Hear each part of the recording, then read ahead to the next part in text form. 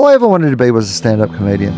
Wil Anderson. I'd like to say I'm a feminist, but I also don't want to be one of those guys who says, I'm a feminist, and then suddenly you're like mansplaining things. Sorry, do you know what mansplaining is? That's I know how to get fat kids to exercise. Get rid of 40 zones around schools. It's hard to give things up. Sometimes if you have something that somebody else would want, there's a part of you that thinks, am I wrong? As we get older, you look at who's there right at the end around the bed, and it's the family. I don't have any kids of my own, and I'm not planning to have any kids. The thing that concerns me least about life is who is there when I die, because at that point I'm done.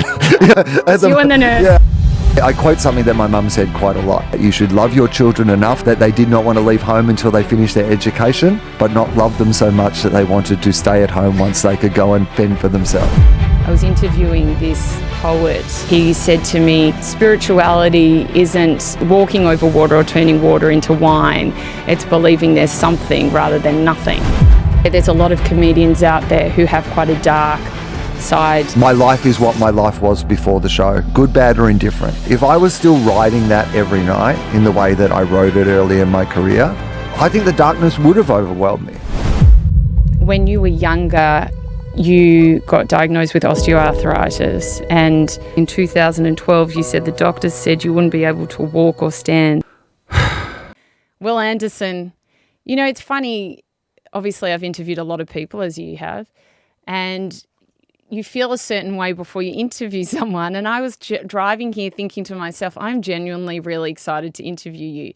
Why? I don't know. Yeah, I was going to say, I don't know why either. I don't know. Lower your expectations. I just think, you know, it was just, I even mentioned it to my husband. He's like, oh yeah, Wil Anderson, he's a great guy. Even though, to be honest, I haven't seen a stand-up show that you've done, but I do admire a lot of the work that you do. And it just was a feeling like, oh, this will be a good conversation. I hope so. I like conversations.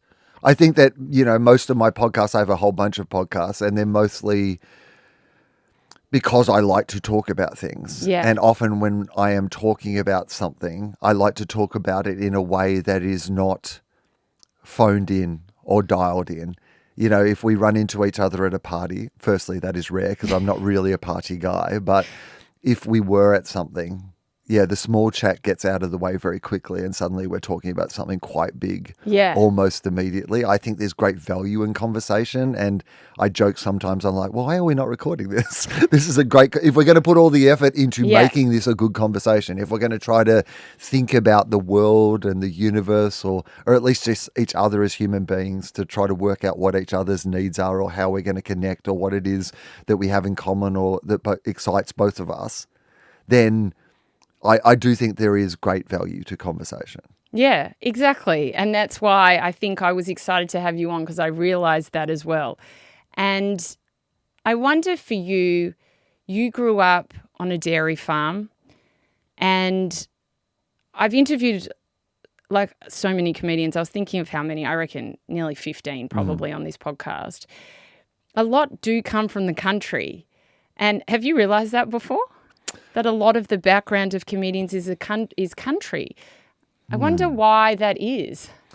I think Australian comedians. I think that in Australia, firstly, I do think that it's probably both in my experience, that there are city kids and country kids. And but I have worked with a whole bunch of country kids, and I think that's very funny in regard to what sometimes people's perceptions of comedy might be versus what the reality of comedy might be. Yeah. I remember when we were doing the Glass House on the ABC back in the day, a long time ago now, but the perception of that show was always like, you know, it's these ABC inner city, lefty, latte sipping, Chardonnay socialists, you know, joking about.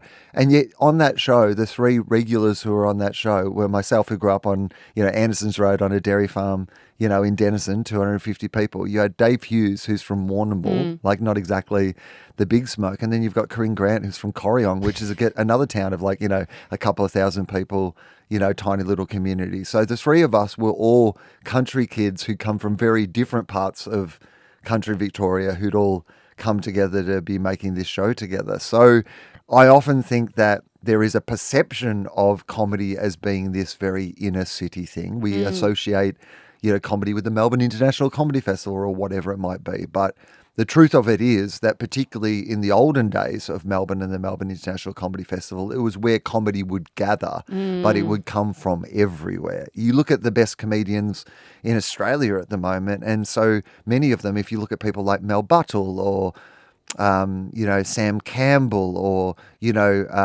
these people came from Brisbane. That you wouldn't imagine that the best acts in the country would be coming from Brisbane or from Perth or wherever it might be. But they all tended to be dragged to Melbourne, so people associate a little bit with the cities. But even in New York, for example, or London, which are famous for their comedy scenes, most of the people who are doing comedy in New York or doing comedy in London aren't people who grew up in New York or London to do comedy. They're people who've come to those cities for that reason. I wonder, going back to the dairy farm, how was that for you growing up on a dairy farm and growing up on the land? Were you close to your family, your parents? I mean, you have to. So one of the most interesting things about it, I think, for what it is that I've chosen to do as a living is that you're alone. I was the eldest, and so you're alone quite a lot, as a kid.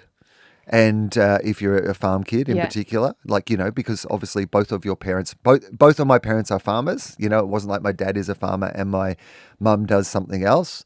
Sometimes the perception from the outside is that dad is the farmer because dad is the person out there milking the cows or baling the hay, and mum is at home looking after the kids. Mum is the mum. But if you grow up on a farm, you realise very much that it is a partnership most of the time. And certainly on our farm, it was an absolute equal partnership in that dad would be doing the majority of the manual labour, although mum was absolutely capable of milking cows or fixing a fence or doing whatever it is that might need to be doing, irrigating.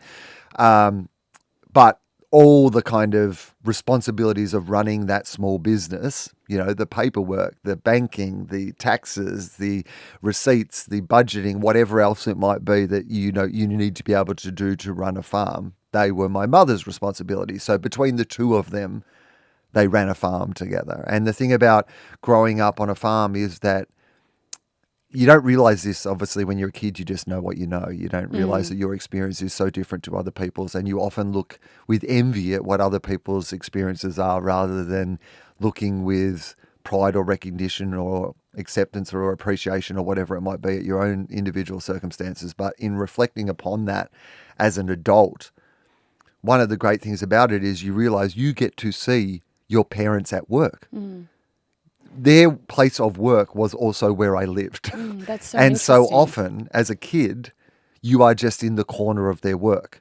When you're the first child in particular, they were at a time in their farming life where almost all the day-to-day chores of farming were done by them, whereas by the time, my brother and sister came along, we all got a little bit older. Maybe there was some share farmers involved. They weren't doing both milkings a day. There was some lessening of the day-to-day pressures. But when I was born, it was mum and dad getting up at, 5 o'clock every morning to go and milk the cows. And, well, you can't leave me at home. I'm a baby. So instead, what happens is that I get taken up and I am in a cot in the corner of the dairy while they milk cows. And so you are with your parents while they farm and do their job. There is no practical way of you not being taken with them, There's no practical way of them going, we have to get a babysitter or whatever. No, you're in the tractor while your dad is, baling hay for 8 hours a day. What you're doing that day is sitting in the tractor with him. Did that make your family quite close because you were all together a lot? Yeah, we were just together a lot. Yeah. And so we have what I would like to describe as, my brother has gone back and run the farm, and my sister has 4 kids. My brother has 2 of his own and then 3 that have come in through his second marriage. And so, big family, lots of kids around. And so mum and dad love that. Dad's really... The way the farm has now transitioned is that my brother pretty much runs the business and the farm with his partner, and dad just farms when he likes now, just does what he likes. He's 81 years old, but he'll farm until he, drops dead. And if he stops farming, he'll drop dead a lot earlier. It's one of those sort of ones, he's lived on the same road all his life. Yeah. And so he and my brother are necessarily very close because they work alongside each other.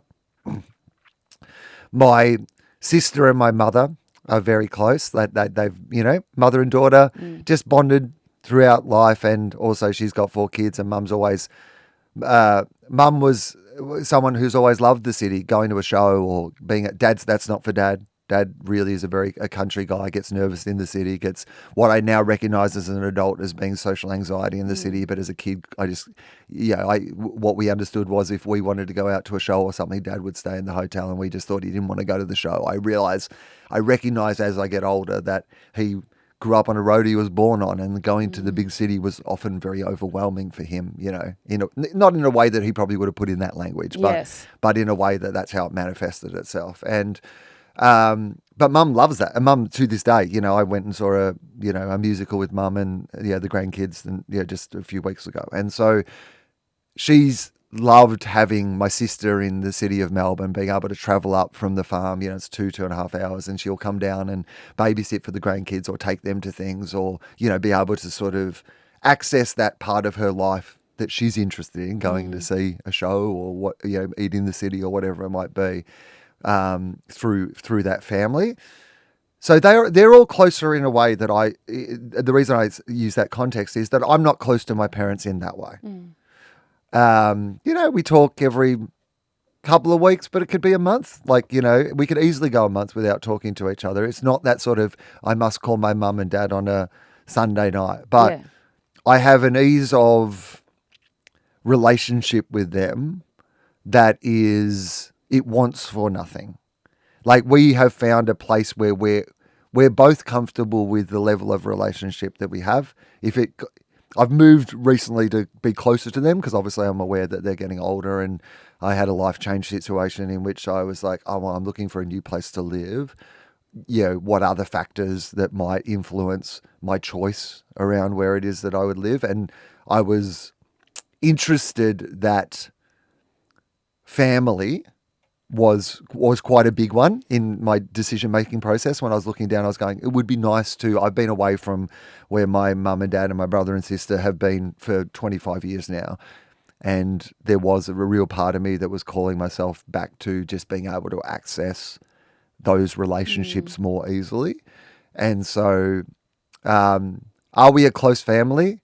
I feel really close to them. I feel as absolutely close to them as I need. I don't want for anything. I don't feel like there's any big unresolved, one day we'll get to have this conversation. But it doesn't manifest itself in daily texts or, weekly conversations. It doesn't need to be that. But even sometimes if people are doing that, sometimes they're not as close. It depends on the superficial level that it's being done, or if you have that really beautiful conversation once a month, means more than the bullshit kind of day to day. You're talking about family though, when you were saying some stuff about moving closer to your family, it made me think a lot about, how as we get older, we look upon our relationship with our family a bit differently. When you're young, you kind of take it for granted and your parents are there, and then you get to a certain age and your parents start aging, and that is full on within itself, because you always look at your parents as being, I don't know, just they're going to be around forever. Yeah. And then you realize that they're human and everyone does die.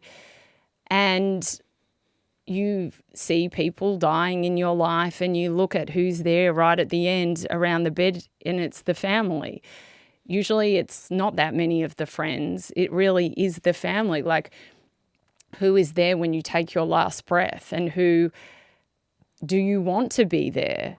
And it just makes you think, or it made me think about my family a little bit differently, not to try and sound so morbid, but when we realize that life is short and that these people that we've relied on in our youth for a long period of time are not going to be here forever, then I think there's that kind of different relationship we start seeing them as. Do you know what I mean? I think about this so often.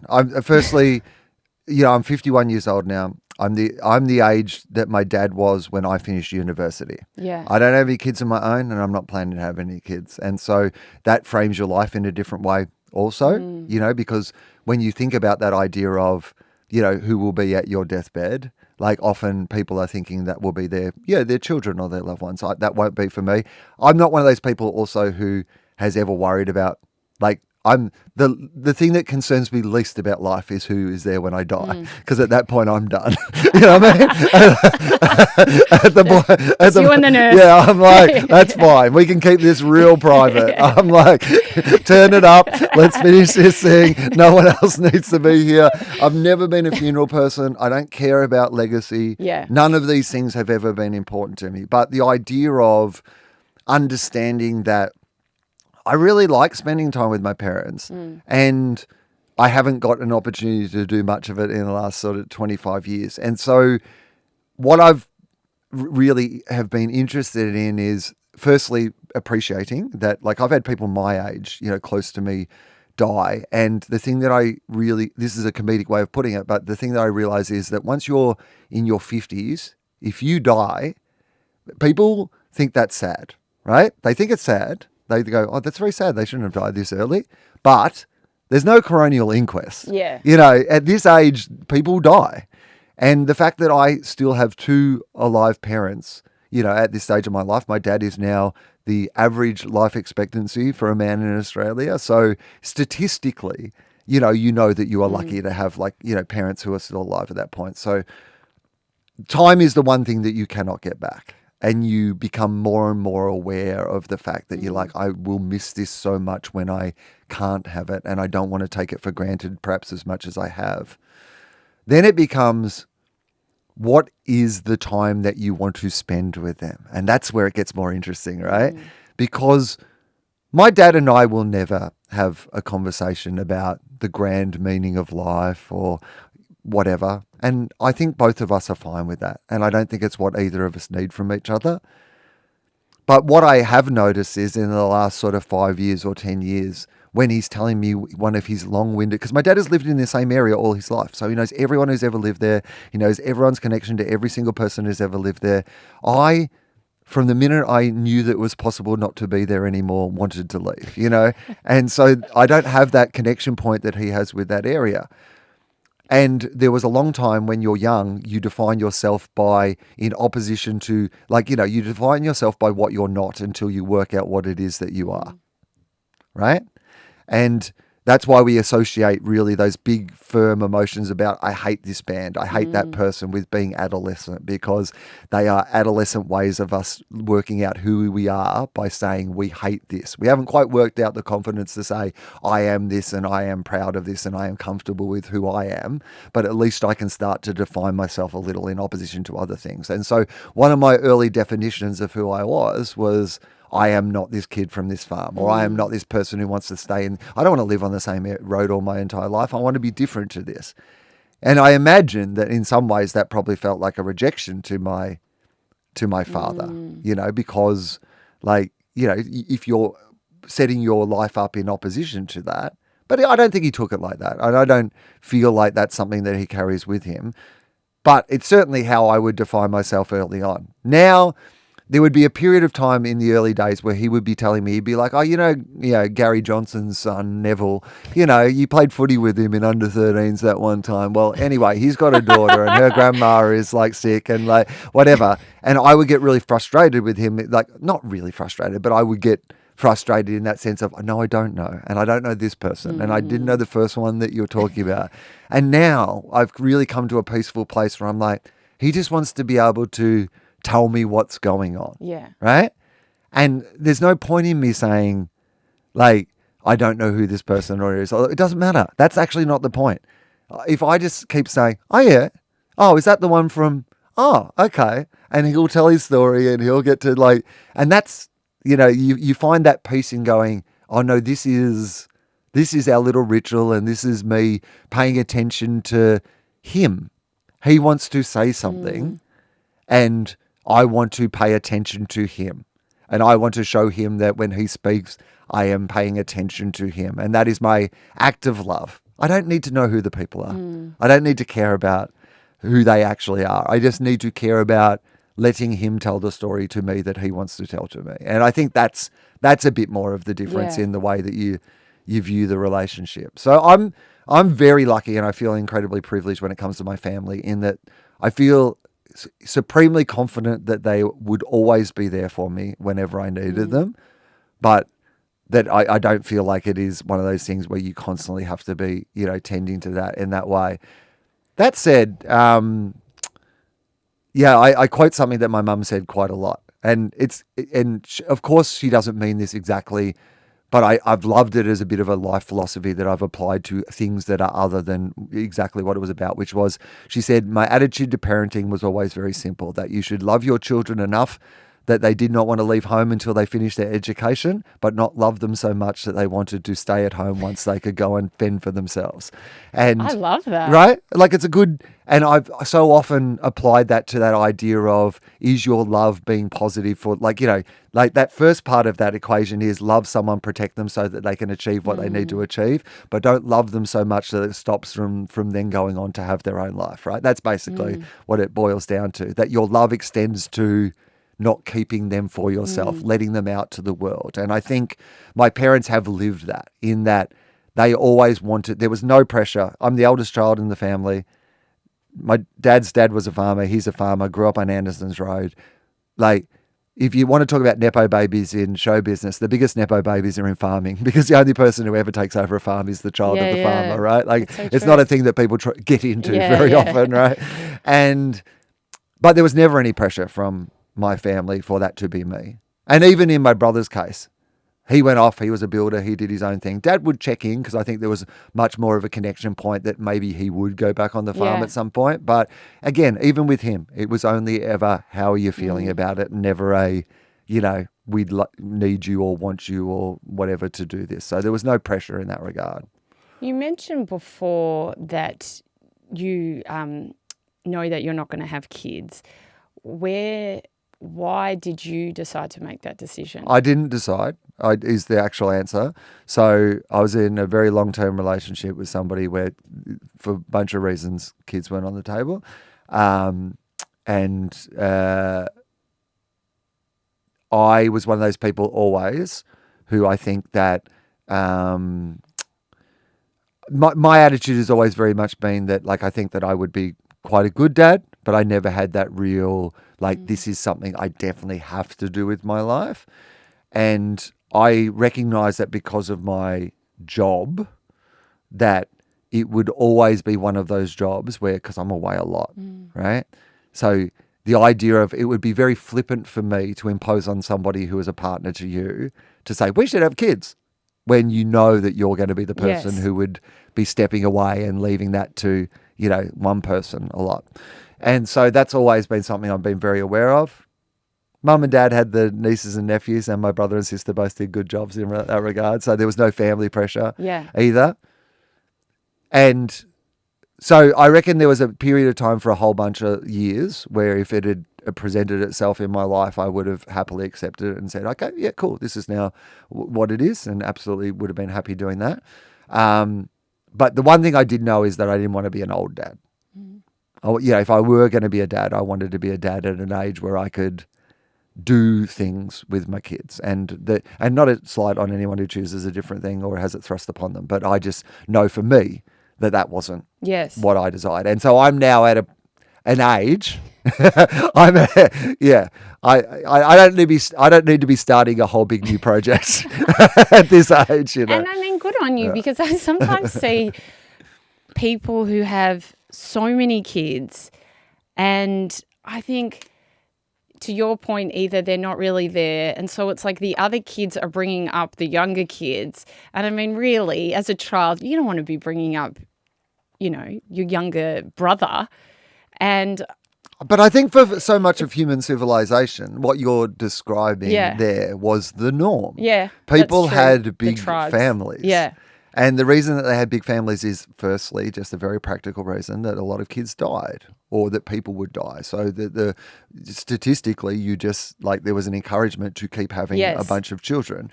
But also, there was religious things and all cultural things. And as you said, there were tribes and villages, and kids were raised in different ways. They were raised by the community or by the tribe or by the village. And I've got to be honest with you, that was quite familiar to me when I was growing up. Still big Catholic families around our area. Farming families tend to be big families. Not much to do in the country and all hands on deck. Everybody can work.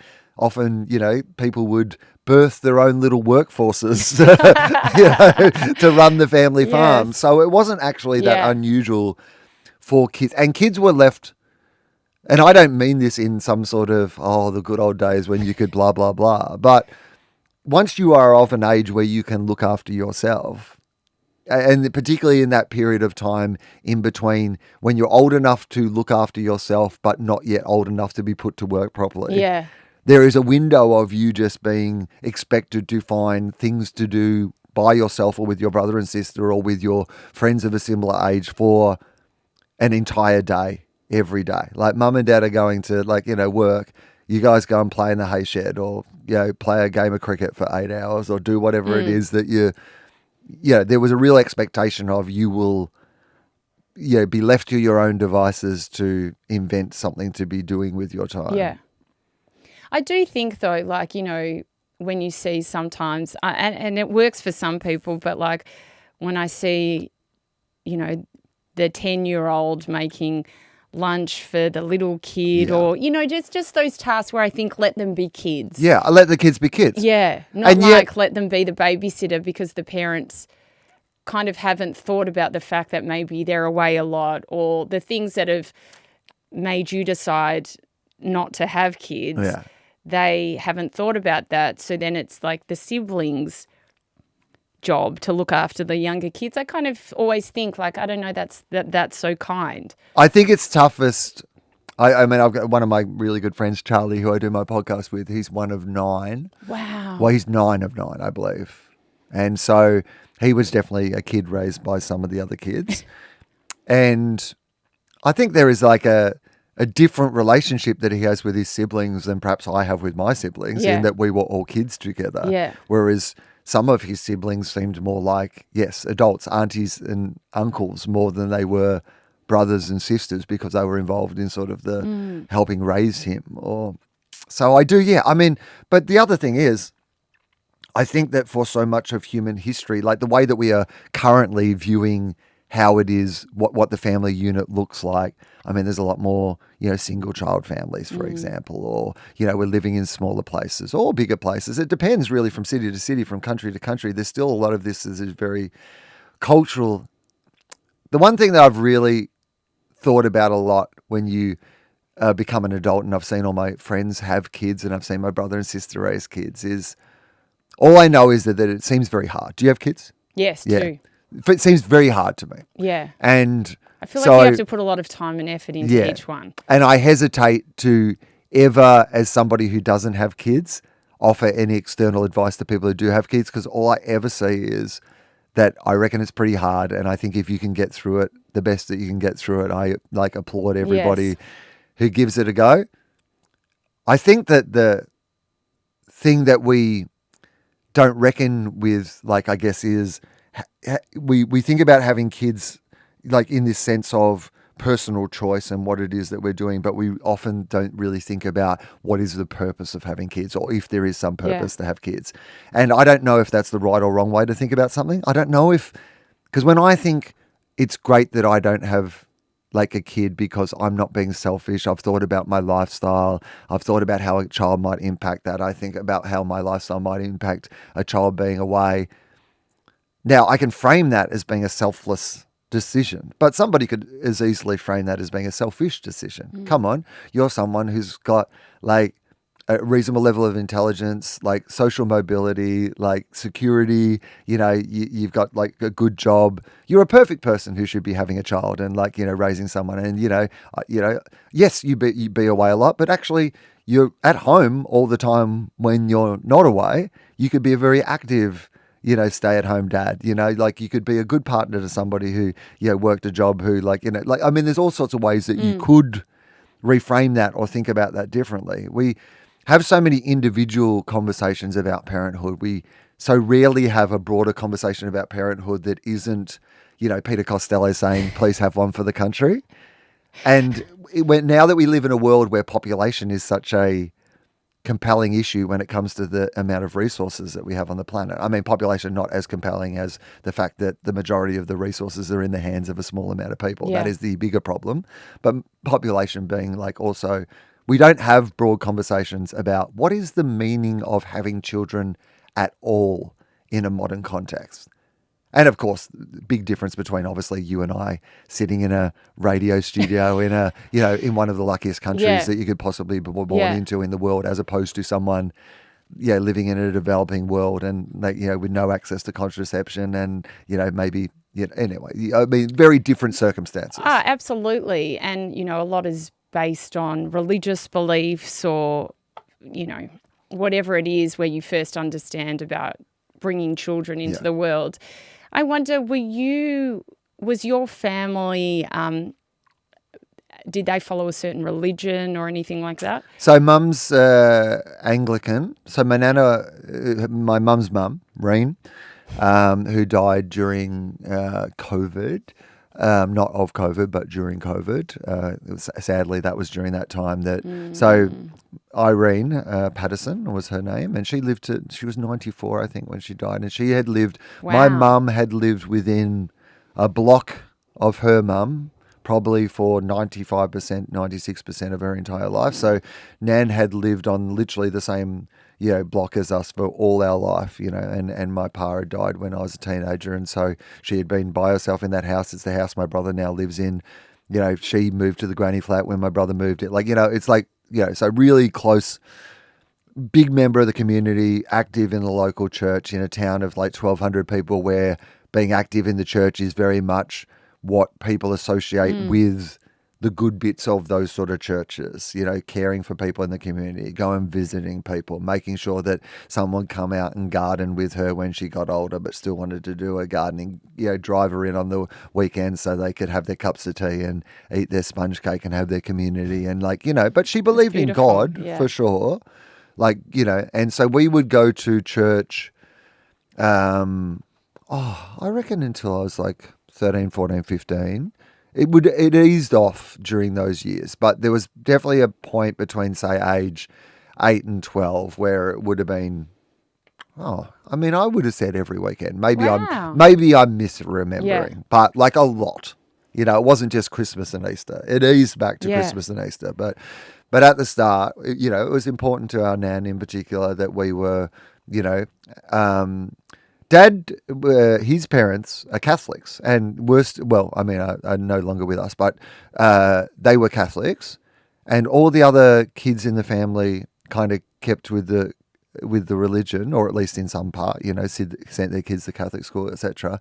My dad doesn't believe in God, never had believed in God. So this is the funny thing about him. Born on the road that he has lived on his entire life. Doesn't drink, never drunk alcohol, never tried a beer, never smoked a cigarette, never tried drugs, doesn't swear, not religious. And that's the surprise, right? That is a surprise, I know. Because you think if all those other things, right? Yeah. That's immediately what you assume is that they would be religious. Yeah. But no, he's just been a person who's always worked out what he thinks the world is and then just gone about his business. Yeah. And I've never heard him say anything against religion. I've never spoken to him about why he isn't religious, but it was just always understood that he was it was not for him.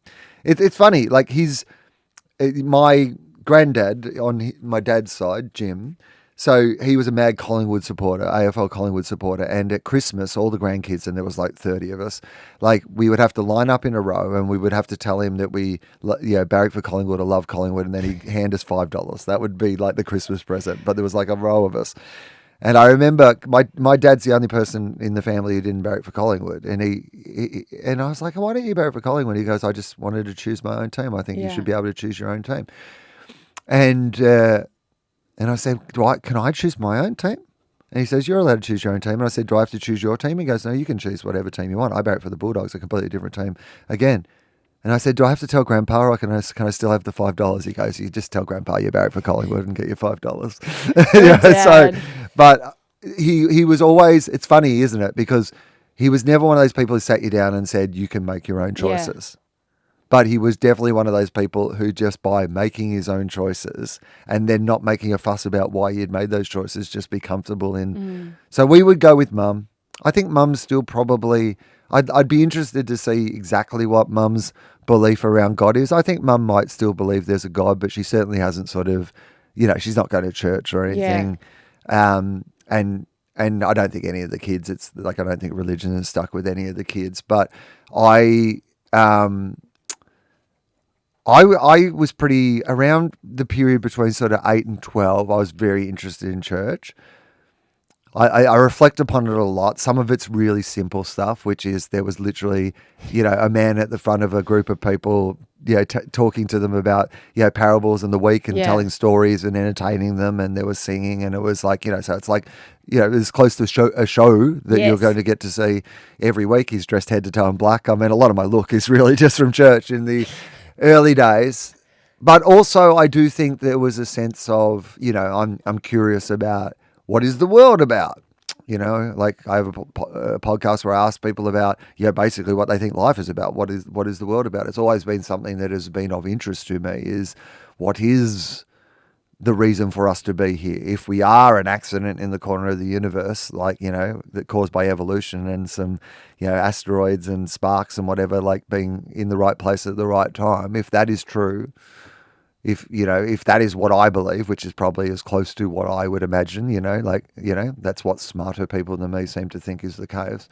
Then why is it this? Why is it this? Why is it the magic of, music and art and poetry, or the feeling we get from watching sport, or the feeling we get from going for a run, or from falling in love or laughing, or whatever these things are? What is that? Where does that come from? Because is that all just evolution? Is that all just bits and pieces of evolution that have come together to make that? Or is there some other bit of magic that has been breathed into that? And if so, what is that? Where does that come from? For some people, that is God, whatever their God might be. What I know is that, like every institution, there are good, bad, and indifferent things about religion, in that so many of the ways that I view the world have come through bits of wisdom that are included in various religions. And so many of them have common core bits of wisdom. The golden rule, basically, do unto others as you would have them do unto you, there is a version of that in almost every religion there has ever been, because that is just pretty good practical advice about being a human being. Don't do to somebody else what you wouldn't want them to do to you, but also do to them like nice things in the way that you would like nice things done to you. Ask for consent first would be the addendum that I would put to do unto others. Make sure that the thing that you're doing unto others is the thing that others would like to be done unto them. That's sometimes the bit that we don't extrapolate on, or that we forget a little bit. But so I think there's a lot of great wisdom, and I know from my nan's experience in the practicalities of religion that, that she did have a community, people who helped each other and helped people who were less fortunate than them, and that there was a place that was open for that. I saw that, and I saw that it was a real thing. So even though I personally don't believe in that stuff, I can see some of the upside, and obviously I've also seen the myriad negatives that can come, with people's idea that their religion is the one true one, or the right one, or that there are a set of ancient rules that must be followed to the letter of interpretation, regardless of whether that is a kindness or not. And I've seen the damage that has done as well. So there was religion there. I feel like I got a real good sense of, I got a taste of it by going to church and seeing how it all worked. But I also got that idea at home from seeing Dad live his life without it, and knowing that he was a good moral person, regardless of the fact that he didn't need to believe in a God. I feel like that grounded me quite well. I wonder for you, because obviously religion is one thing, and you can believe in God and not follow a religion. Do you believe in God? No. I don't believe in. I would best describe myself as an atheist. Yeah. Sometimes people say agnostic, right? which is that you think that, there's no proof that there is a God, but there is also no proof that there is not a God. I tend to probably, go a little bit further in that I think it is highly unlikely that what it is that we are doing is a God by any way that people recognize that term. Now, if you want to use it to be like, if you want to be like God is magic, then, and whatever you can't describe is God, which for some Yes. people, that is a practical way of Yeah. saying, here are the things that can be explained by science and everything else we're calling God. Like, big G, little g, Buddha, whoever. Like, it doesn't matter. Like, but that's our description for what that might be, or spirituality or whatever it would be. I don't think I do fill those gaps with God, but I'm curious about what it is that does fill those gaps. Do I think there's an explanation for everything? I don't know. Like, I mean, when you hear those theories, for example, like Elon Musk's big thing, right, of course, is that if there is the idea that things can be a simulation, therefore we must be living in a simulation because, well, it's more likely than not, because by the time we start to run simulations for everything, it is more likely than what we're in is running. Or then you look at a quantum mechanic, like quantum physicists, who will explain the idea that we experience time as a linear thing, but that time can also be seen as all happening at once. And that's a scientific construct. Yeah. That's not a spiritual construct. So both of those things can and would be true. In a practical sense, they don't matter too much one way or the other. But it's less about knowing what the answer is and more about knowing how it affects how we play this game, how we contribute to society, how we interact. Yeah, how we show up. That's right. How do we show up and what affects how we show up? And sometimes it's God. Sometimes I think we're looking for an easy solution to a problem that we know what actually would help. Like, we're always like, oh, maybe I should be on peptides.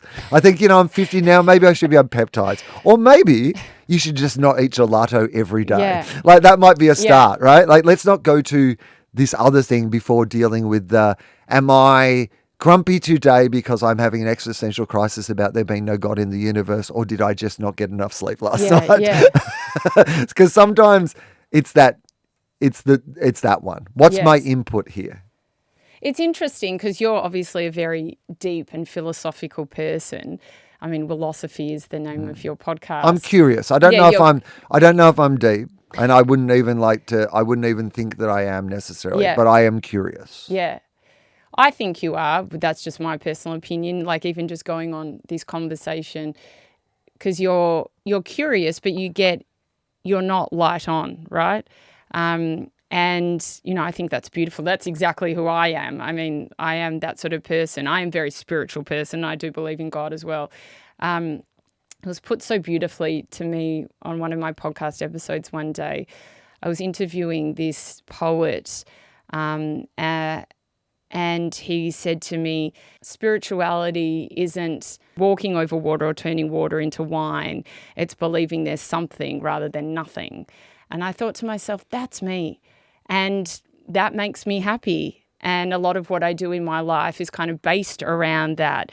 But to your point, it's all about showing up as a good person. When we talk about the whole what you put out will kind of come straight back to you. These are things that we should all be living our life by, regardless of what we believe in. And I think if everyone can do more of that, we have a better world. And when it becomes murky is when it's one religion against the other religion, and no, it's my religion, and we all pray to a different God. My belief is that we don't. There is all one. What that is, I don't know. I've spoken to enough near-death survivors to believe that there's something there from what they tell me. I've had my own bizarre encounters to think that maybe there is something, and we won't know till we die, really. And I also believe that we're here to learn, and that's why we come here and why life can be hard sometimes. But if we're learning from our misfortunes and we can make better decisions next time, then that leads us onto a better path. And I believe in reincarnation and all that kind of stuff, which I would assume you don't. But that's all good, because I feel like take all of that out, we kind of are singing a similar tune. Oh yeah, I mean, so I ask people on my podcast, and I've been doing that show for like, well, I don't know how long, 11 years, 12 years, and the question I ask people is, what do you think? You know, like literally asking every single episode, what do you think happens when we die? I'm not looking for. Firstly, no one knows. That's the first thing that we go into the premise is that nobody knows. I like to ask the question because I like to hear what people think. The whole premise was that people will have different answers to it, and yet. Oh, hang on. All these people are friends. All these people know each other. When I watch a Melbourne International Comedy Festival gala, I see all these people in a row. But it turns out if you ask each of them, what do you think happens when we die? They've all got a really different perspective or different answer for that. I think we spend so much time concentrating on what we think makes us different rather than concentrating on the things that we have in common. And it is our stumbling block in almost everything in society. I was literally just thinking about this morning. Because I was hearing about somebody who was going to, they wanted to get, they were going to basically start arresting homeless people, you know, to like clear up the city. And there was like a debate was happening, and it was like a really cruel debate that was happening. But I was thinking about it, and I was like, I also want there to be no homeless people in the city. Now, I have a different perspective on why. Like, I think that. You know, we live in a rich society, particularly in Australia. There is no excuse for not everybody to have, like, you know, shelter over their head. And we proved during the pandemic that when we have the imperative to actually find a home for everyone, we have to get people off the street. We are capable of doing it. So it proves to me that it means that all that we are missing to be able to do it is a level of will to actually do it, if we all committed to wanting to do it. And so it occurred to me in that moment when I was hearing this person say something that I initially had such a revulsion to both them and to their ideas and the way they were expressing their ideas. Because they were being cruel, like, you know, in my opinion. But I was like, well, but hang on, but just have a think about this for a second. Is there a world in which we could both say, hey, you know what the weird thing is? We actually both have something in common here. Neither of us want homeless people on the streets in Melbourne. When we walk around, neither of us want to see homeless people. So we've actually got a point where we agree.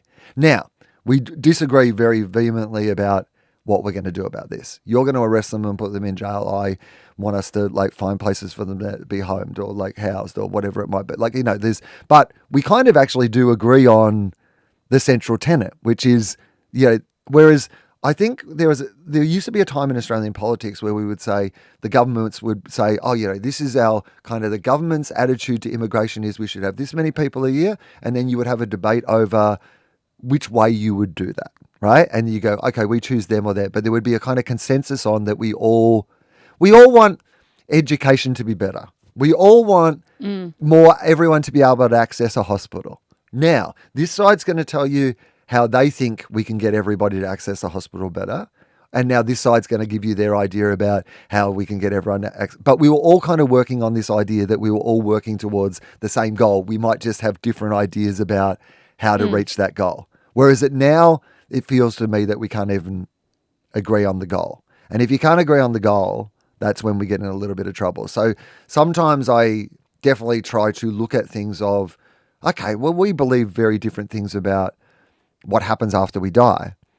But, I mean, that doesn't really matter. Like, it's almost the least relevant thing for the two of us if we were to find some commonality.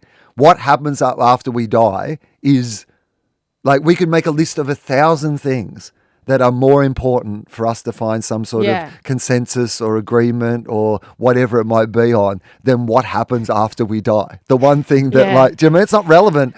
So to me, it is both extremely relevant in that sometimes it informs the way you live by thinking about how you die.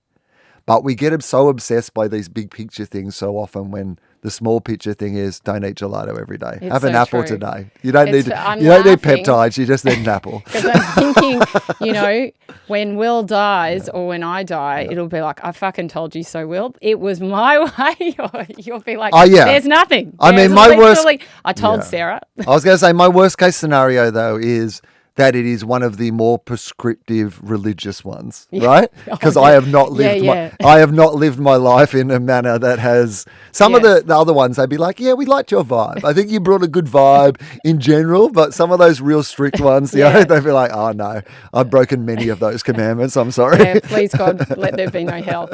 I wonder. Obviously, you're a comedian, and you, as we talked about, came from the country.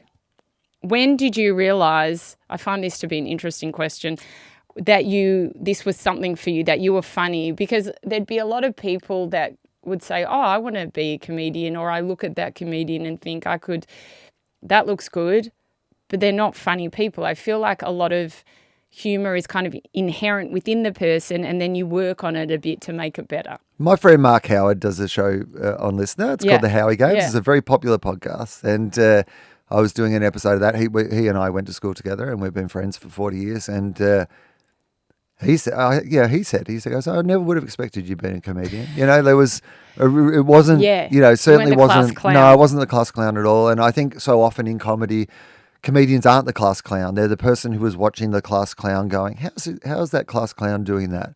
Like, how does that? Because there is a difference between bringing funny to the table, which is being naturally funny. And there are plenty of people who bring funny to the table and can also back it up. But I've often been a person I'm like, I know how funny works. I can work it out and then work out how to do it. But I wouldn't necessarily, I don't think my friends I wouldn't be the funniest one of my friends. And that's not just because my friends are comedians. I mean, like, of my other friends, my friends external to my job, I certainly wouldn't consider myself to be the funniest. I also wouldn't consider myself to be the most serious. I always think I think often comedians are people who are in the sort of, say, top 25% of naturally being funny, but weren't the naturally funniest person. Yeah. Because you have to learn. Roy and HG used to say that they would have people come up to them and say, oh, me and my mate are funnier, you know, talking about football than you guys are. And they would be like, that's probably actually true. But we can just do it when the red light comes on. And the ability to do it when the red light comes on is what differentiates a funny person from a professionally funny person. I guarantee you that you with 7 of your girlfriends on a hen's night where you've all known each other all life long and you're telling every old in-joke and there's no comedian in the world, on the planet, that is as funny or will make you laugh as hard as your group of friends in that scenario holding court about those things can make you laugh.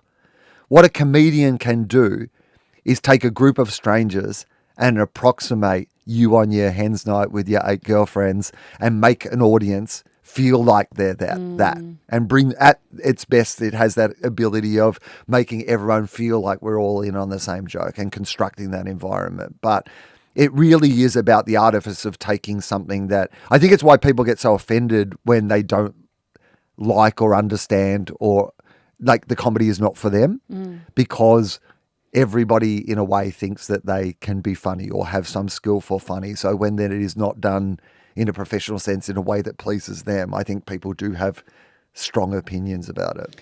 You know, it's interesting. I interviewed on this podcast Rainn Wilson, who's from The Office. Of course, yeah. And we were talking about this. He actually called it sad clowns, where there's a lot of comedians out there who have quite a dark side and they're known to have depression. You know, Steve Martin is one that comes to mind. There is a lot more.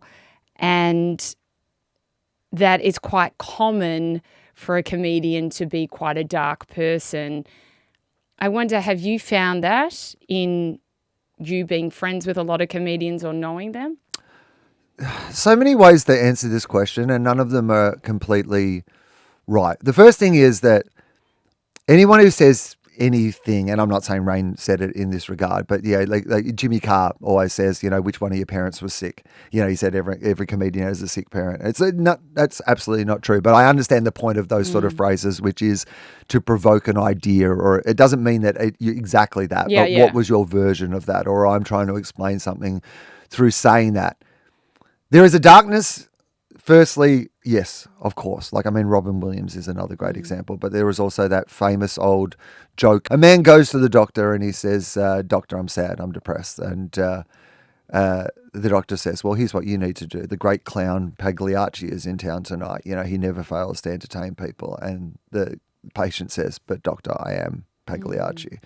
And that is, I think, there is an element of comedy that absolutely there is. I cannot find joy for myself or in myself, so I will find it for other people instead. That can be an element for sure. There is also an element where sharing joy with other people can bring you great joy. Like, you know, like being able to make other people happy can make you very happy. Sometimes it can make you so happy. And this is they used to say of the bands, the big hair metal bands, that when they got in trouble with drugs wasn't when they were on tour. They would do drugs on tour, but they had to play shows so they kept themselves reasonably tidy. It would be when they got back from being on tour and the adrenaline of being on stage every night wasn't there. They needed something to match that. And that's when they'd fall into the trouble with taking drugs all the time, trying to replicate that feeling that they would get. I just want to add in there, it's interesting you say that. I interviewed Dr. Amen, who's like this well-renowned brain doctor in the US, and a lot of his clients like Miley Cyrus, Justin Bieber, he talked about that exact thing. He said when these clients were coming to me, we were doing brain scans, and what was happening is they got such a dopamine rush when they were on stage, and I'm sure you experienced this, in front of thousands of people. He said, I tell them not to do shows if they can, like the next night, and then the next night, like have a few spaces in between so your dopamine can actually, allow itself to come back rather than it being totally depleted, because that's when they take drugs, that's when they have sex with 10 people and do what they can to keep the high going.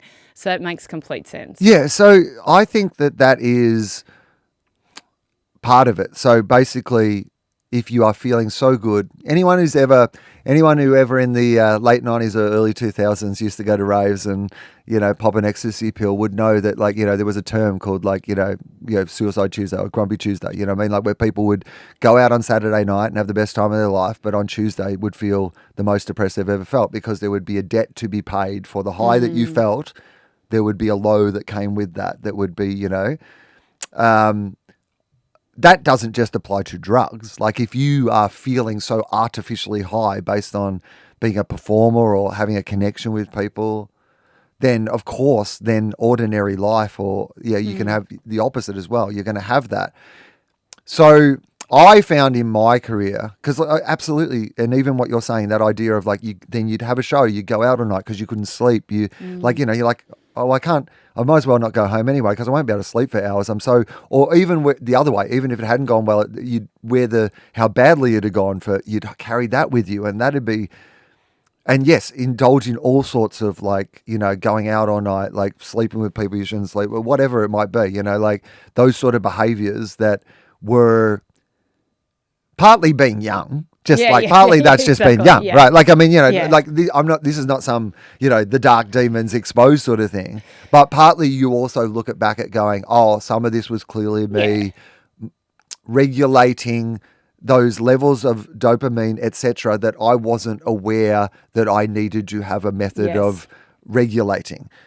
Then to sustain your life and your career, you have to adopt a method of being able to regulate that, because that is a lifestyle that maybe you can lead in your 20s, but you can't be leading in your 50s. And so, nor would I want to. I think probably the thing you lose from that is, so I'm currently doing, like, this year I'm doing my improvised show, which means that every single night on stage, I go out, I talk to the audience, I make the entire show up in the room. And so in terms of like dopamine or like adrenaline, you know, your brain is working at its optimal, like, I mean, literally I'm purely in the process of creation for an hour, and it is intoxicating as a feeling. Like, I mean, when you're in it and when you're creating it and you've got the whole audience and you've managed to get, you know, all these strangers to just come into a room and suddenly we're just making something that is just for us in this moment. Like, it's incredible. But I reckon I could be asleep an hour after the show, because I have just in my life found a way to be able to access that without it becoming all consuming in. Now, firstly, it's about thinking about how my day works and what I've done in the rest of my day and not doing it at a time when I'm already exhausted or whatever it might be. Having healthy practices around it, etc. But part of it was about giving up the high of it as well. And this is the thing that's hard to talk about because I think that people I just don't think, if you want to not have a hangover anymore, sometimes you've got to stop drinking, right? And if you want to not be destroyed by something when it goes wrong, because you don't think that's a productive thing for you, then what I found was useful for me was to not have my happiness rely on how it went either. And so now I can find the joy of being in the moment. And I think it's better for me as a performer, but it affects me no way. I think half an hour after the show, my life is what my life was before the show, regardless, good, bad, or indifferent. However it's gone, I am now at a point where I can step away from it. If I wasn't able to, if I was still writing that every night in the way that I wrote it early in my career, I think the darkness would have overwhelmed me.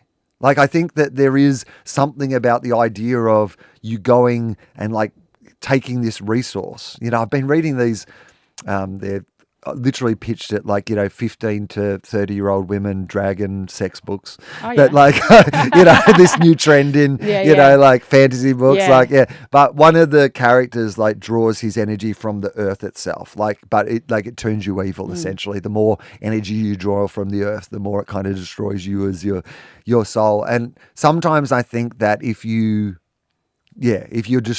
not producing the energy from within, that you're trying to, if you need the crowd or you need other people's affirmation or you need good reviews or you need someone to say you're amazing, then what the problem of that is that it doesn't stop at neutral. I'm not saying there's anything inherently wrong with wanting those things or desiring those things. And I think that there is a part of me that feels like it's given up a little bit of the joy I could get out of, I could do something that I think other people would go, oh my God, you must feel so amazing after that thing that just happened. And I won't. And I do think that people will feel like externally, they might feel like, oh, that's a pity that you can't. But the benefit to me of not being thrown by all the other side of that far outweighs the initial thrill, the cheap thrill that I would get of the adrenaline or the dopamine when I first started doing what I do. Because I mean that's all the work that I do, get your internal right, and then the external, it doesn't matter because you're strong internally. But I wonder for you, there must have been some sort of mindset shift or something that went on to go from how many people sitting in this room, that gives me the hit, or, what the ratings were for this TV show. There's one thing to say it, but there's another thing to live it, which you do. And I wonder what change you made. Yeah, it was really simple for me. So firstly, I have the great luxury in my life that my entire job, day after day, is thinking about my life. It's very few people have that. Yeah. Most people go to work and then they might get half an hour on the way home to have a think about their life or what the world's about. My entire existence is about what is the world about? What is my life about? I'm constantly consuming ideas and having these conversations and having these thoughts. So there was no one incident. It was a gradual process over a bunch of things. But I can tell you almost exactly what it was, which was I desired success so much until I had success and realized that it wasn't that impressive. It was only being successful that if I had never had things that rated really well, if I'd never had the top selling show at the festival or had the #1 show on TV for a bit or had any of these things, won awards, then I still think maybe I would think those things would be the solution to the problem. But I was a person who was lucky enough to win those things, to be invited to those things, to have those experiences. And I realized that wasn't what was interesting to me about what it was that I was doing. So then you have to say, okay, well then what is interesting? Like, what is it that motivates me? Because if I'm not motivated by what the external observation, or at least even what I thought the motivation was when I first started. Because when I first started, it was like, be popular, meet girls, make some money, get some free beers, you know what I mean? Like, it was those things and feel amazing if it goes well. But that's not where I am in my life now. So what is it that motivates me, and what is it that I find interesting, and what is it that I want from, the real deep answer is that clearly I have arranged my questioning of the world. Some people, arrange it through religion. Some people arrange it through spirituality. Some people arrange it through whatever belief system that they might have. I've clearly gone on a process of exploration of the world and self that is through my whole life and career. And I imagine it will continue to be. Obviously, asking the question is important to me. Obviously, the whole why are we, what are we, let's talk about it, let's have fun with it, let's tell stories, obviously I feel like that's really important. But that's it. I mean, that's the whole thing, right? Like, it's just like, okay, well, the reason I started doing this thing doesn't have to be the reason that I keep doing this thing. And I think so often we get trapped in the idea of the reason that we started doing this needs to keep being the reason that relationships are a bit the same, right? The reason you're friends with someone or in love with someone or whatever in the first place might not be the reason that you can be super attracted to someone the first time you see them, and the looks can fall away over the years, but you love them so much because of the other myriad things that have happened since. Like, I feel like often we get trapped in the idea that the reason that we start needs to be the reason that we keep doing something. I wonder if this had any effect on your mindset as well. When you were younger, you got diagnosed with osteoarthritis, and I think it was in 2012, you said the doctors said you wouldn't be able to walk or stand in, past that 5 years of 2012. And obviously we're in 2025 and you can do both. I can walk and stand, although I have a signature walk. I have a distinctive walk. I had a period of time where it was really bad. So I got diagnosed in my early 30s. So I'm 51 now. So it's been about 20 years, I guess, since the first diagnosis, which was surprising because that's young for osteoarthritis. Yeah. But basically, I just have a hip joint. Like 10% of the population or something have a similar it's thing. so common. Yeah, so there's just a little bit that comes in your hip socket. And so it only really becomes a problem if you do things where your leg goes over 90 degrees, because that's where it starts to wear away in the socket. And so if you kick a football or you do karate or do ballet or something, and you start to wear it away. So I was a footy kid, and so that's how I destroyed mine. They asked me to not have an operation for as long as I could because it's got a lot better in that period of time. And a few years ago, I'd been planning to get my replacements done because I have to get them both done, but they recommend one at a time. And then COVID happened, and then my change of life happened, and so it's all been put off a bit. Unfortunately, for someone like me who doesn't have a wage, because I'm a freelancer. If I don't work, I don't, pay my bills, and then had a big, hit with all that stuff, over the last few years. And so I haven't had that period of time where I can just say, I can have 6 weeks or 6 months if it goes badly, where I can't work. So I'm working my way back to that in the hope that at some stage in the next, few years, I will be able to be in a position where I could get that attended to. But in the meantime, just life maintenance, do what I can to, try to look after myself the best I can. How was it during COVID? I mean, that was a shocking time for everyone, but for people in your industry, it was really bad because all that work was suddenly dissolved. It all went away. It all went away. And it was a lot. We were very lucky in Australia that we lived in a country where there was great support for people, who weren't working. So I don't know. I can't even imagine what it would have been like without that. but it was difficult regardless. But the big fear was that what we did was never going to come back. And what we do has come back and come back strong. So I feel very grateful about that. And I feel very grateful that we lived in a country where a lot of lives were saved. And, I hope that going forward, the comedians who, the thing I tried to always remind myself of when like the pandemic was happening and everything was shut down was that I had really done much more than I could have ever reasonably expected that I was going to get to do when I first started doing comedy. I mean, I was a kid from a dairy farm in country Victoria, so I had low aspirations for what it was and really by the time, COVID happened, like I'd got to do everything that you could reasonably expect, play every festival, host TV shows, like radio shows, whatever you might have thought at the start of a comedy career that you were going to get to do, I had the opportunity to do. So if it had all gone away, I would have been pretty comfortable with the fact that I'd had a real crack, I'd had a shot. Whereas for the younger comedians, the people who just started out on their journey, what I really felt was, oh, man, like that's who I fear for. Because I remember what it was like when I first started out, and you're just so full of ideas and ambition and drive and hopes and fears and dreams. Even just the 2 years to have the fears overwhelm you, would have been so hard for people to go through. And I have a lot of empathy just for, the comedians who did that. And then the other one is kids, kids who miss those important markers of their childhood, graduations or, particular years at school or whatever it is, all those little things that we have. So many of them we have when you're younger.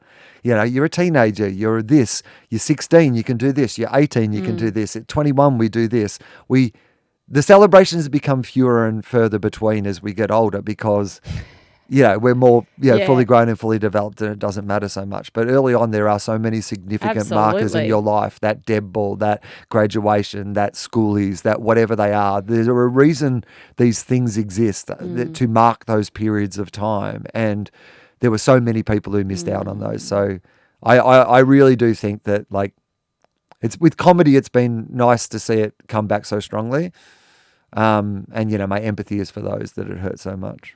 Do you have like a favourite comedian or, is there someone, even if you looked up to them when you were young and you were first Billy Connolly when I was young. Yeah. Easily. Like, still to this day, the one that, I know it's going to hurt me when Bill dies. And that's, he's been ill for ages. So that's something that, he's my origin story. Seeing him at 15 years old with my mum, Hamer Hall, just like it was... life-changing. I sat in the room and I knew, this is, whatever this is what I want to do. But, now I am a fan of comedy in general. Like, it really is. I see it so often and I see so much joy in it. And it doesn't even have to be the big ones. I mean, like, one of the biggest comedians in the world at the moment is a guy called Nate Bargatze, who's a guy I used to know back in the day when we were both gigging in America starting out. And now he's playing, like, every night in a 60,000 seat stadium. And he's one of the funniest guys I've ever met in my entire life. And, but he's just a nice guy, just a nice, ordinary, down-to-earth guy. And, often I was enjoying him, when he was playing to 150 people, and, I enjoy him as much now. But I say that because I was at the Perth Fringe recently, and I saw a whole bunch of people, who none of your listeners have heard of, and maybe we'll never hear of, all of who were doing great. Like, there's so much great comedy that people never get to see, which is also why I always encourage people, if there's a festival near where you live, go and just take a risk on someone new. Because even if it's, the thing that people forget about a bad show is that with whoever you went with, that's a great bonding moment. It's so right? true. Like, fuck that guy was shit. Right? Yeah. And you can talk about it forever. Yeah. You can be like, I remember that time we went to see. But, take a risk, because either way, it'll be good. Yeah. But you might, the reason I've got to do the Melbourne Comedy Festival for 30 years is because 30 years ago, at some stage, somebody came out and took a risk on me. I wonder, did it affect you at all or made you think a lot when Robin Williams died? Yeah, I mean, it did. But I've also, there's unfortunately comedy. The thing about comedy is it's like the Walking Dead. I always say, which is that there'll be 15 seasons of The Walking Dead, and at the start of every season, one of the main characters isn't going to make it through to the end of the season. Someone's going to die or become a zombie, and comedy is like that. You lose a few along the way. People stop. People go alt-right or bananas. People who are already struggling struggle more because that's what I was going to say before. When it comes, so there can be a darkness around comedy. The cliche at the moment is that every comedian has ADHD or is on a prescription. Comedy's always been a safe space for different people. That's not entirely true, right? It's been tough for a whole range of people, but it's a very open community. It's not very judgmental. It's been a place where people who can't handle regular working hours or regular working conditions have often found a home. If you are neurotypical or things that might prevent you from having a 9 to 5, those things you can be a high functioning drug addict and be a comedian, like these sort of things. So the idea that we also lose some tragically is part of the cost of doing business. But also when it happens with someone as high profile as Robin, the rest of the world gets to see what we see more regularly than that. Just in these last couple of months, I can name 4 comedians I have known from around the world who are no longer with us, all from their own sort of, without wanting to. But so when it happened with Robin, it was, the world was like, but how can somebody who, brought people so much joy and was so beloved and was so hilarious, like be living with this level of like pain and sorrow and, etc. Well, mental illness is the first reason. The broader conversation is, do we indulge someone's mental illness or not offer them the right support for their mental illness because we think that we're getting something from in return, or that the comedy covers up maybe that they're not really in need of help or they don't know how to ask for help because of that. So it's, when Robin died, absolutely, it like affected me a lot because I loved Robin. But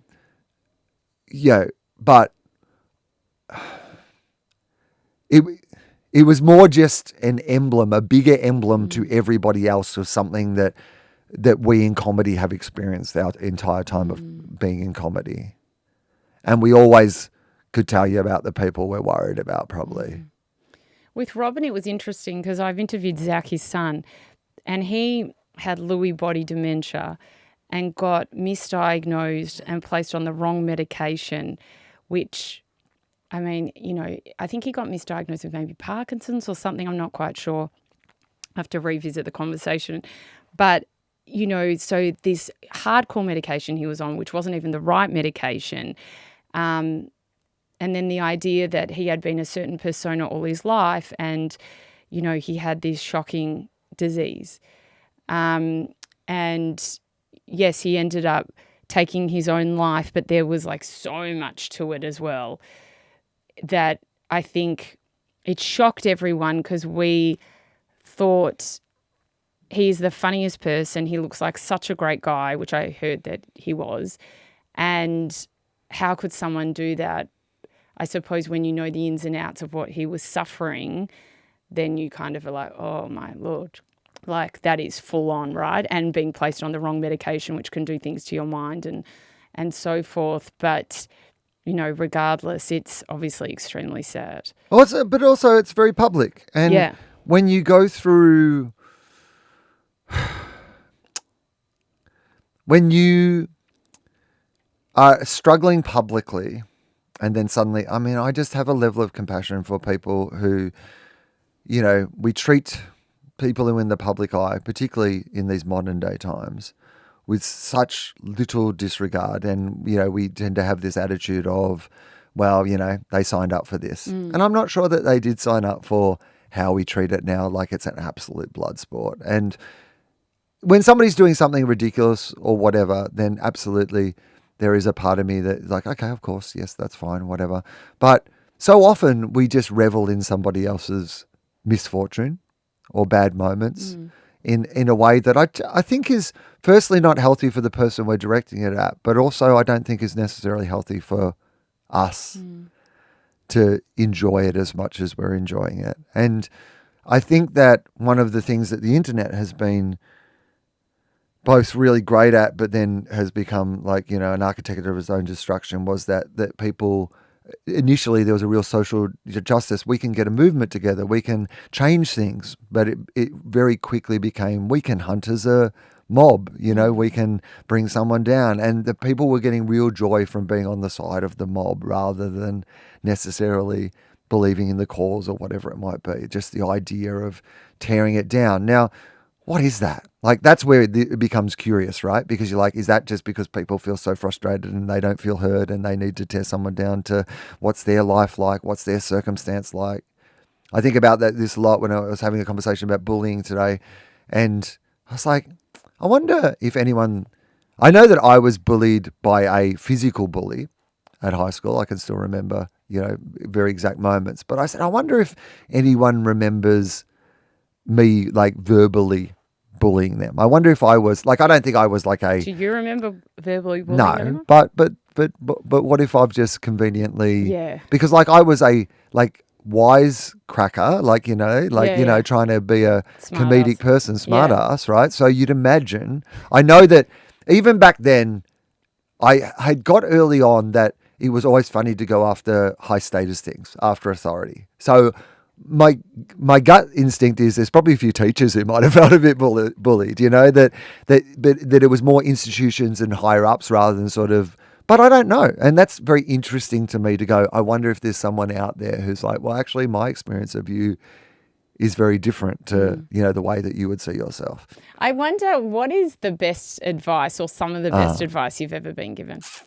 I think the one that sticks with me, I don't know if this is the best or worst piece of advice that I've ever been given, but it's certainly the one that when somebody asks me, this is the one that I always think of, which is Ted Robinson, who was the producer of...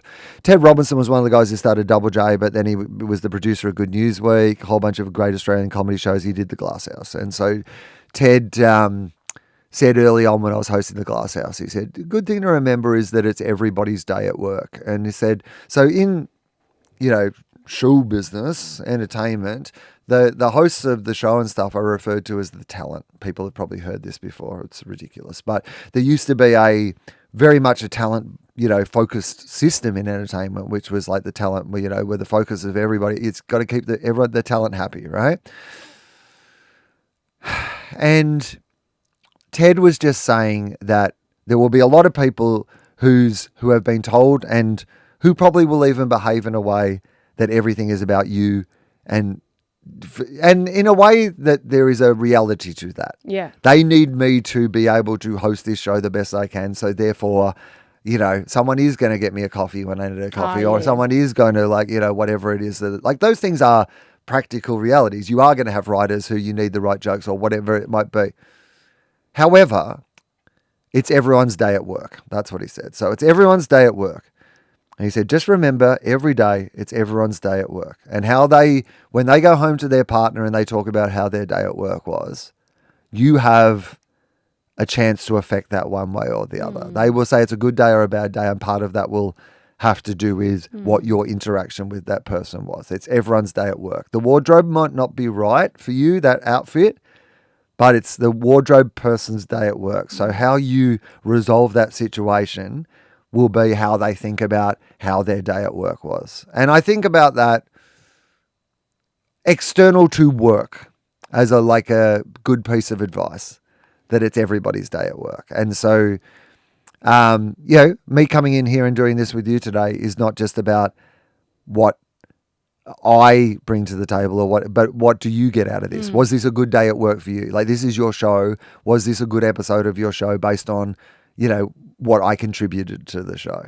Now, I can't control what you get out of what it is that I brought to the table, but I can control at least trying to bring something to the table. Yeah. Of thinking of you in this process. Like, what would be best for Sarah in this conversation? What mode will I come in on?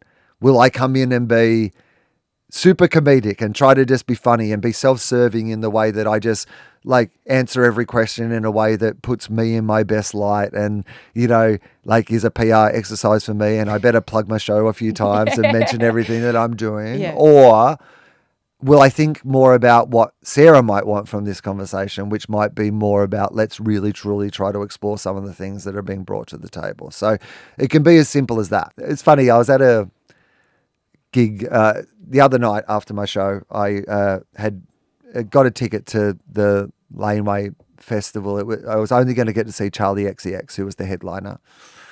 It's a pretty expensive ticket for just to see one act, but I had a show that night and they didn't do pass out, so that was the only way that I could do it. And so I went straight from my show to the gig. I'd really done a really good effort of making sure I didn't have anything in my bag that I needed at my show that I couldn't take to the gig, etc.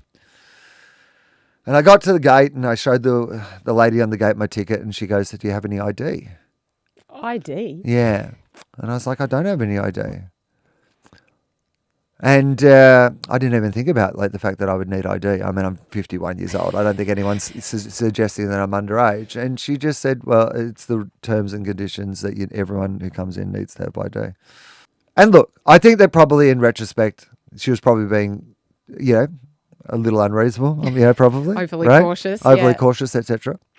However, I didn't make a fuss about it. And the reason that I didn't make a fuss about it was that I was like, you know what? She's just at work. It's her day at work. I'm getting here at 8 o'clock at night. She's probably been here since 12 o'clock dealing with everybody for 8 hours. This isn't about me. This isn't she might have been told immediately before that she'd let someone, who knows, right? Yeah. Or I can't control this other than to think about that she's just trying to do her job. She's just her day at work. So I just went, okay, that's okay. I can be okay with this. That differentiates in my brain. It's a small thing, but then I can say, I also think she was probably being unreasonable and probably could have just let me in to see the, band for an hour. But I don't do it with anger or resentment. It doesn't abdicate me from having or take away the fact that I can't still be critical, but I can be critical in a practical way. Like in the same way as when we're making our television shows, there's no one gets punished for getting anything wrong. It's fine. So that we can then say when something's not working, that when we say this isn't working, what you should never be hearing is you're bad or you're bad at your job or you didn't do your job wrong. The thing that I so often say to our team if we have to change something at the last minute, because the tough thing about the shows that I work on is that they're creative collaborations, but my role on the show is that I have to be the final arbiter of what it is that we use and don't use, which can be, everyone has their own, thoughts, and it has to be someone's job to eventually be the person who makes those decisions, and that is my job. And you are abdicating your responsibility if you won't, so sometimes despite everyone's best efforts, something isn't working and you have to be the person who says this isn't working, we have to do something else. And the thing that I always remind everybody in those times, probably more so than I need to, but I think it's always worth saying, is me saying this isn't working isn't saying that I wouldn't, if I didn't think we could do better, everyone we need's here. You know what I mean? Everyone we need to fix this problem is here in this room. We can fix it together. The only reason I'm saying this is not good enough is because I know between us, we can do something that is better than what we are currently doing. This is not a failure. This is not anyone's fault. Early on when things don't work, it's very easy to it's not my fault that it didn't work. It's this person or that person or blah, blah, blah, right? So, yeah. I think it all goes back to what we were kind of talking about at the start. Do unto others as you would, would want them to be doing to you. And that's something that we should just follow in life in general. And that was beautiful advice that your friend gave you, because it's true. I mean, so many times you find yourself in a situation where you might get irate over a certain thing, and I don't know, because I'm quite consciously aware of what I do. if that was to happen, I don't feel great about myself afterwards, right? So, yeah, like you said, you could have gone off of that woman, you could have berated her and made her look like an idiot, as if I'm under 18 kind of thing, and humiliated her, which I'm sure a lot of people would have done. But what was that going to get you? Well, so you could go in. I highly doubt that she'd let you in just because you shouted at her. So I just think, you know, in this world that we're navigating, things can be so hard. Everyone has a story, like you said, in the sense of you don't know what happened to her 5 minutes before that or the direction she's been given. Well, it's just removing the emotion from the criticism as well. Like, you know, I can like then step back and say, all right, well, she probably was being unreasonable.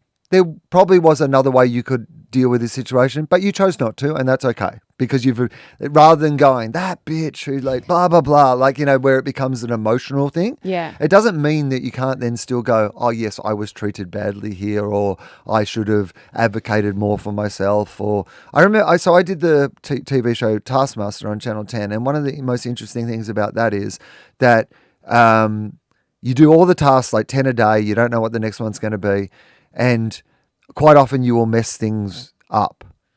And on watching it back, it was very easy to be able to say, oh, I can see why I made that mistake. Because in this previous thing to what just happened, I was worried about we had to use a mobile phone, and I worry that I am an older person in this environment because everyone else is younger than me on the show, and I don't know how to handle the technology things. And you can see that I've let that fear response to being that overwhelm my general thinking about this other thing that I was meant to be doing, right? Like you being able to recognize that idea of going, oh, this is why I behave like this. One of the big ones for me was, so I am at my worst under time pressure. So not an uncommon thing, but what I realized was that many of the times in my life where I examined my own behavior and found it most wanting were always when I felt like I was under extreme time pressure, running late or couldn't get something done in time, etc.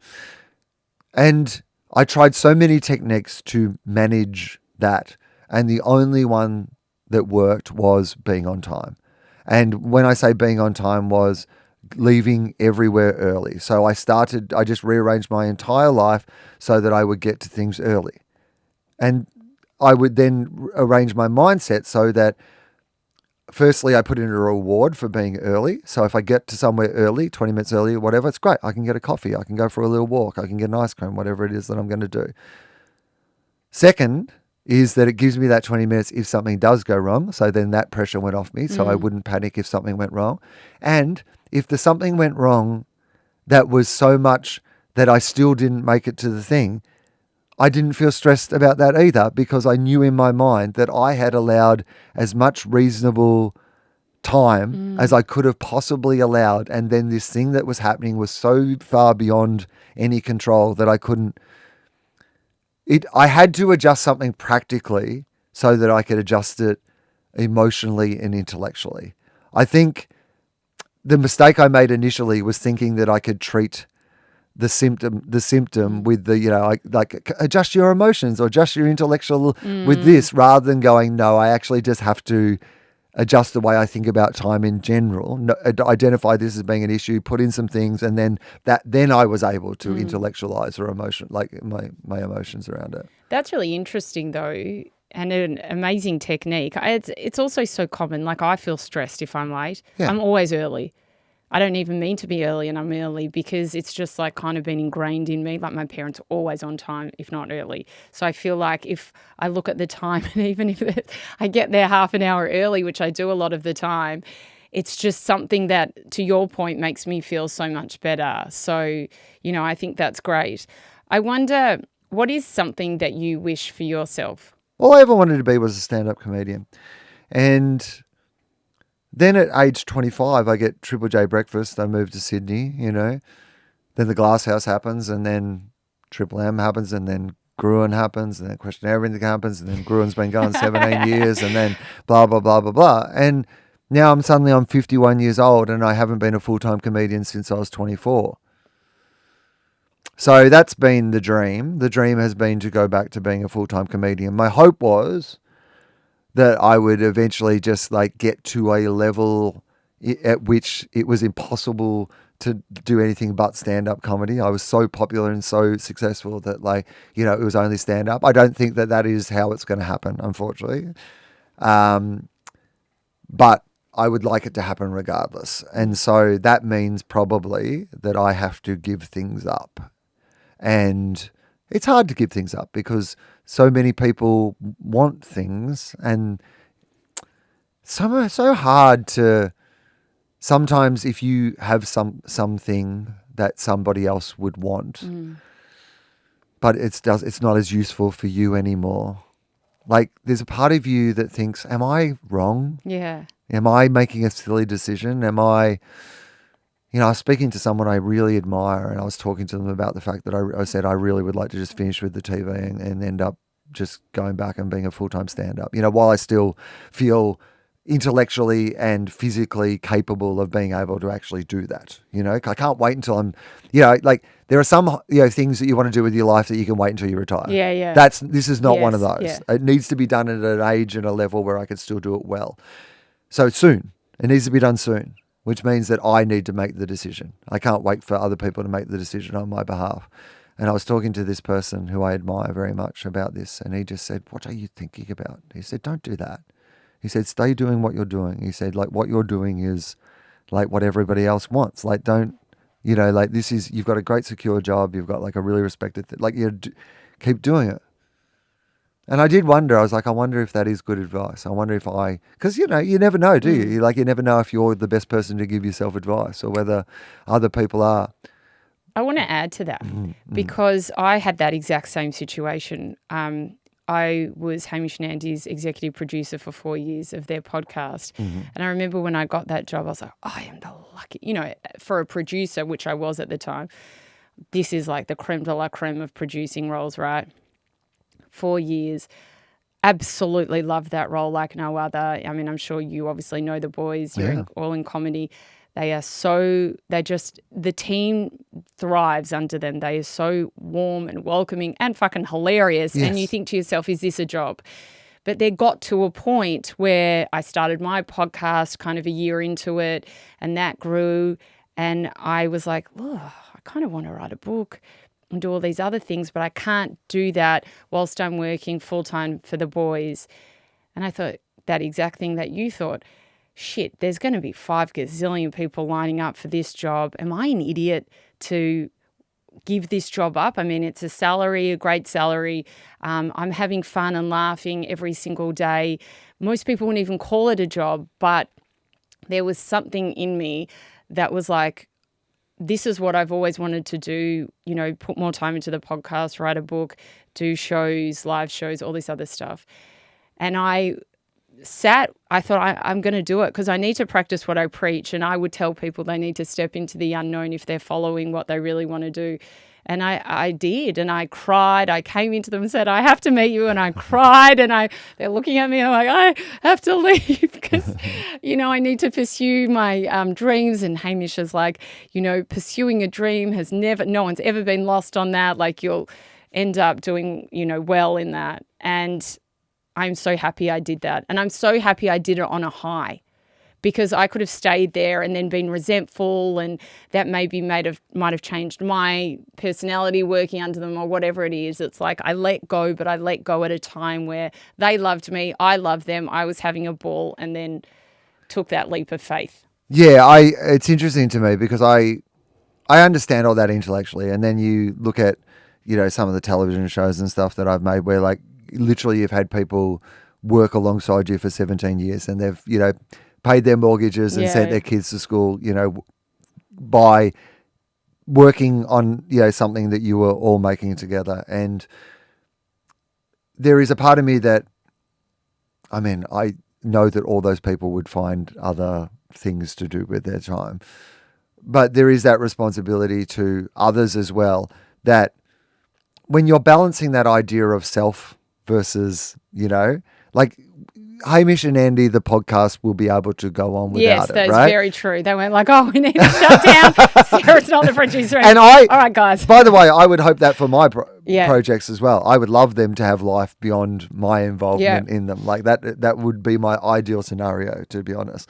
I just worry sometimes that isn't the case, and not because of what I want it to be, but it was something you said that I really loved was the idea of how do you turn up for it, and this is, I think, something that I, at my worst and under the most pressure, or at least in the times of my life where there was the most stress, from other places, that I.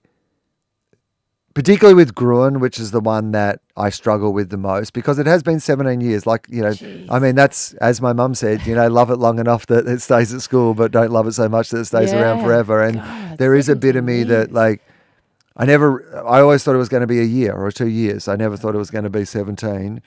And it's been a very successful show, but it's not my passion. And that's the one where sometimes, definitely when I'm there, I have resented being there rather than where I truly wanted to be. And I think one of the things that I really want to work on more and more, and have been working on the last few years, but certainly if I continue to do it, want to continue to work on, which is making a really active decision around, if I'm here, then I'm not going to be, I wish I was somewhere else. If I really am going to be here and be, I wish I was somewhere else, then don't be here. That's wise But advice. don't be there. Yeah. And then grumpy. Yeah. Yeah. Our final question, Will. What is a life of greatness to you? The most honest way to answer it for me is very much that it's just not a framework by which Yes. I like to examine life. I'm much more, I'm like, so maybe, you know what?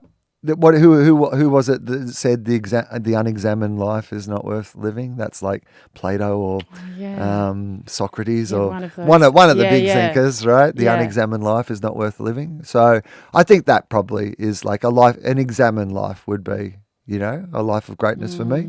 That life is to be, pulled apart and put back together, and so maybe that. Wil Anderson, it has been an absolute pleasure. You lived up to everything I thought. Was that you all right? would. Was Yes, that okay? that was perfect. Good. Thank All you right. so much. Thank you. We will put all your shows and everything Thank you. you're doing in the show notes. And thank you so much for having this conversation with me today. I really enjoyed it. Thank you. My pleasure. Thank you.